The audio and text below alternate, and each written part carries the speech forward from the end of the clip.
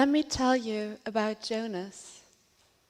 Jonas is 19 years old. He studies law in Munich. In his spare time, he likes to play soccer.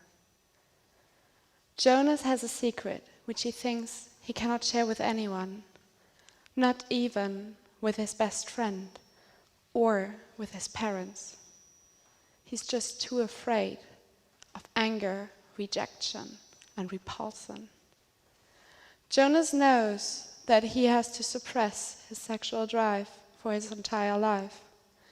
And he also knows that there will never be a loving and fulfilling partnership that he can enter.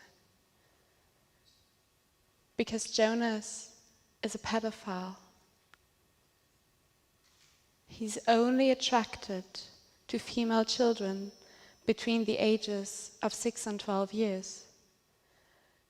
But since he's aware of the consequences for the children, he has never given in to his sexual drive. What is pedophilia? And what is it not? In the ICD-10, the International Classification System for illnesses, pedophilia is coded as the sexual preference for pre-adolescent children. It is listed under the sexual disorders. Whether the persistent occurrence of sexual thoughts and feelings for pre-adolescent children have been acted upon or not is not relevant to the diagnosis. It is crucial to understand the difference between pedophilia and child sexual abuse, which is illegal and must always be. Pedophilia is only the sexual preference for pre-adolescent children. The difference between child sexual abuse and pedophilia becomes very obvious when we look at scientific studies. Think about it for yourself. What do you think? What percentage of child molesters are pedophiles? Not every pedophile abuses children, and not everyone who abuses children is a pedophile. Differentiating between these two groups is essential. Abusing children is wrong without any doubt, but a pedophile who doesn't abuse children has done nothing wrong. I want to quickly summarize where we are at the moment.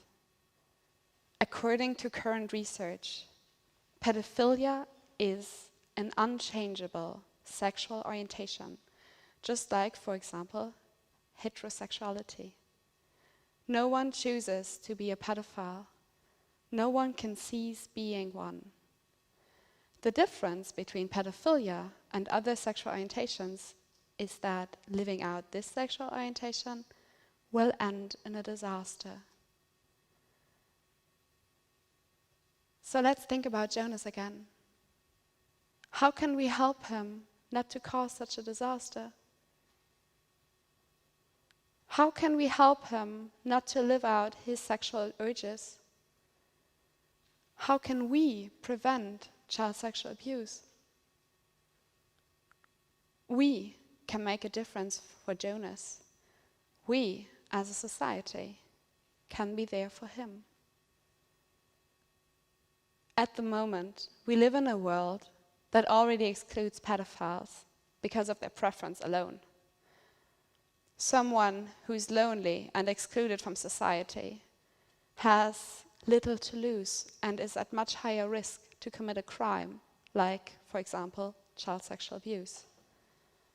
We can make Jonas feel that he stays a valuable member of our society, although he's a pedophile.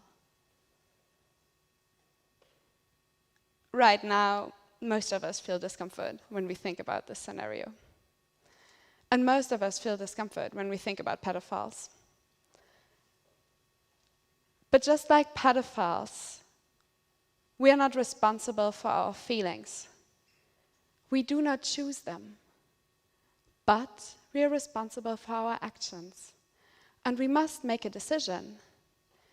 It is our responsibility to reflect and to overcome our negative feelings about pedophiles and to treat them with the same respect we treat other people with.